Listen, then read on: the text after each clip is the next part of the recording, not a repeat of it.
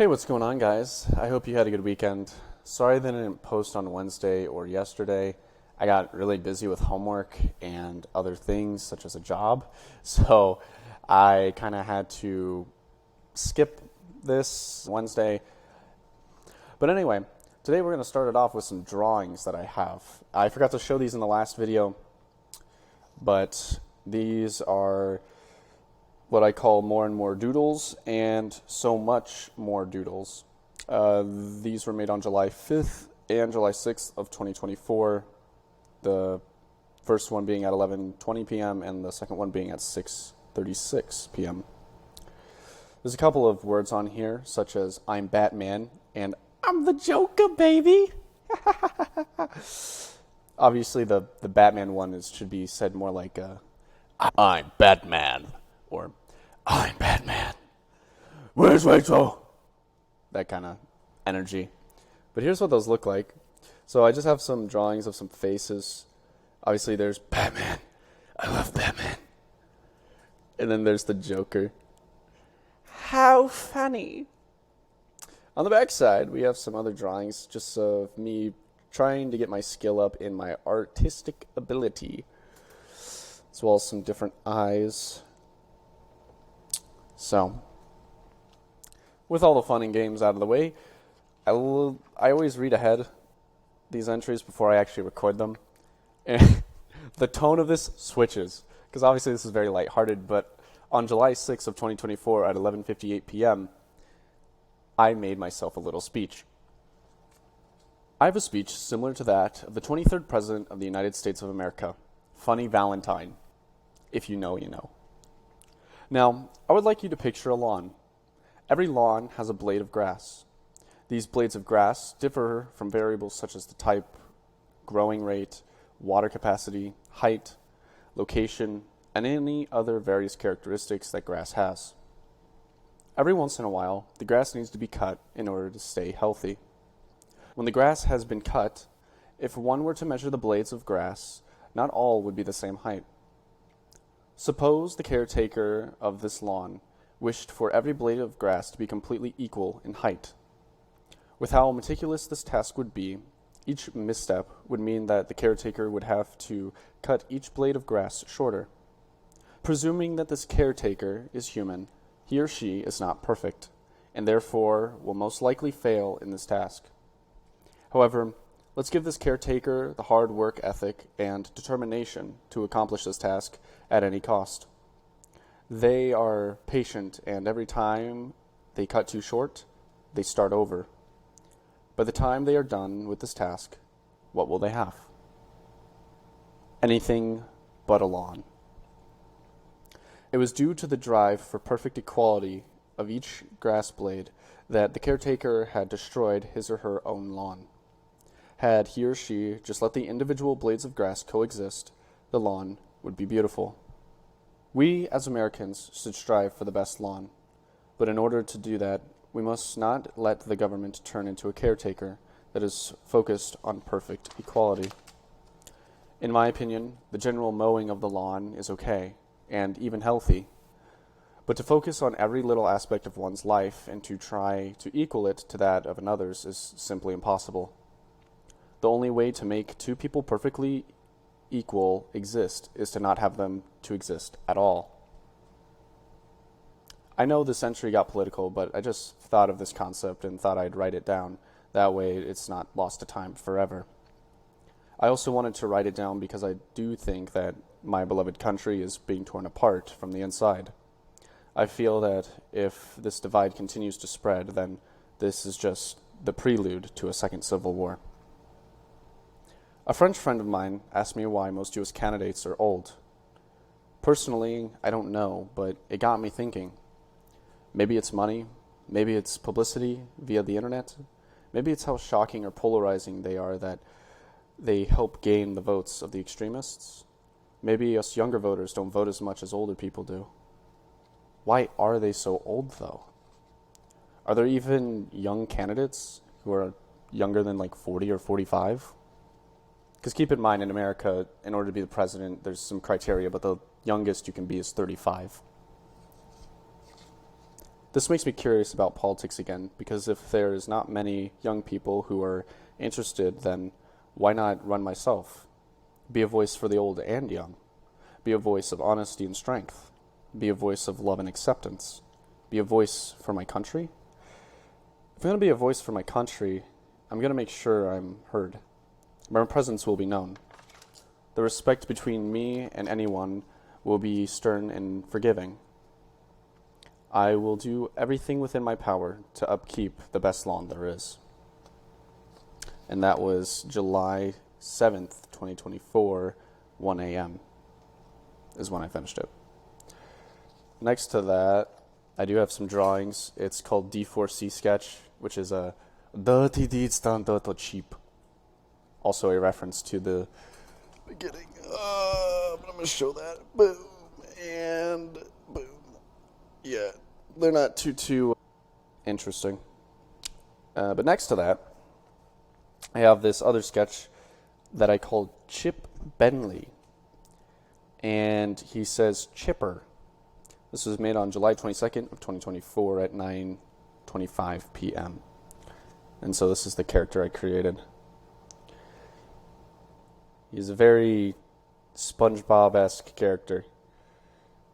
And the art style that I made for him was not necessarily in line with the ones I've made in prior episodes or drawings.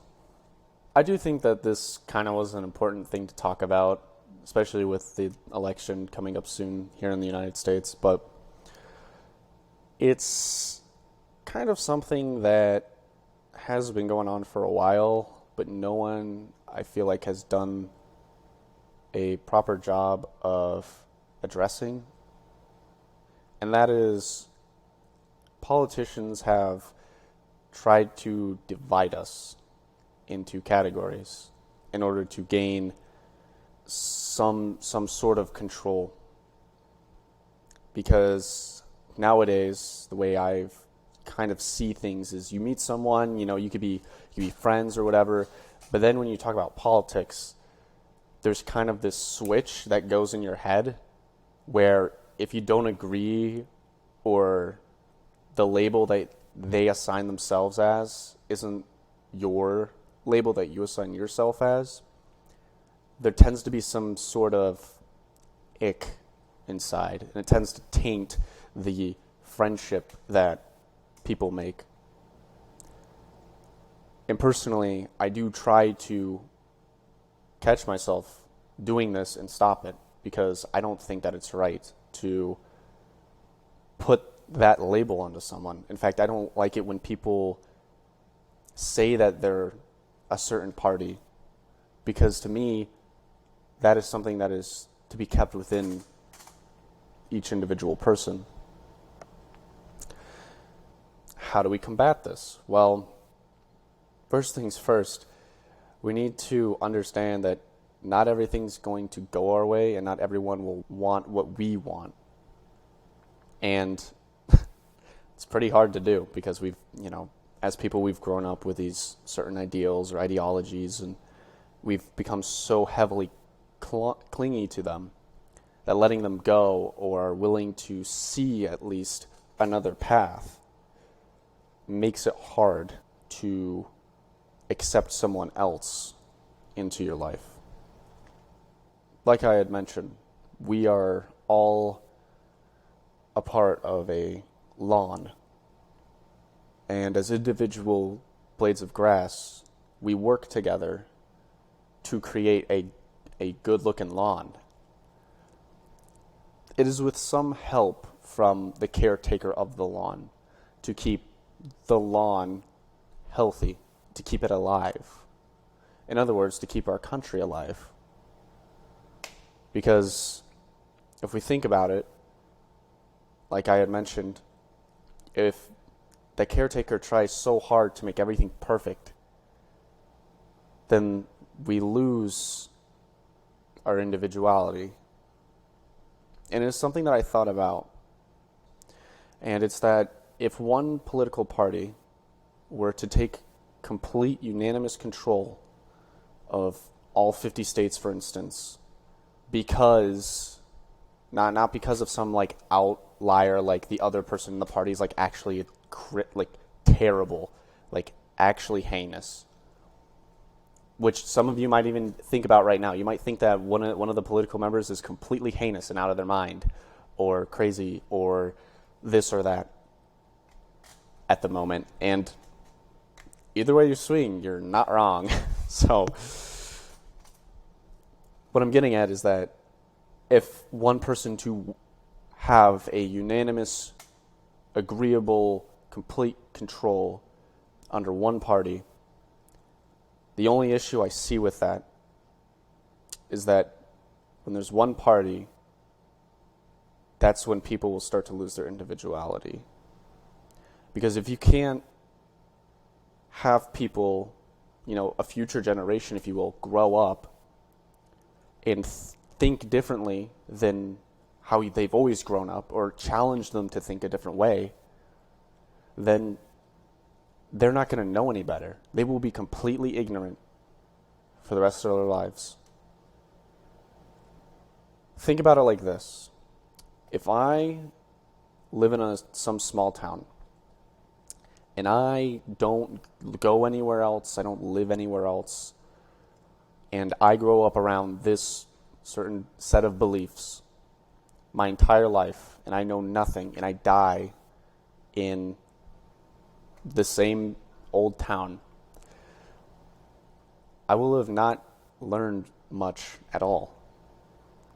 My scope of the world around me and who I know and how I've been challenged in my life when it comes to knowing other people, a large scope of people from different areas, it's going to be like this small. Whereas if I grow, I choose to go out to different cities, or I choose to go talk to someone who I never talked to before, my scope broadens. And I'm able to gain more knowledge because I'm able to get other views of people and see how other people look at life. And that's kind of the beauty of socializing and talking to people, is you get to do that. And part of why some people might go to college is to socialize with just different groups of people, to find something else than what they've grown up with all their life, to find some sort of knowledge that they've been so blind to. So, that's my 2 cents on it. I'm trying to keep it very neutral because you're really going to ask me what I'm in? I can't tell you. No clue. Anyway, this video's gone on long enough, but I think it's well-deserved because it's a Friday, and I didn't post on Wednesday, like I said. So, I hope you guys have a great weekend. Stay safe. Make sure that you always wear a seatbelt. Don't do drugs unless prescribed by a doctor. And I believe in you to make some sort of change. Peace.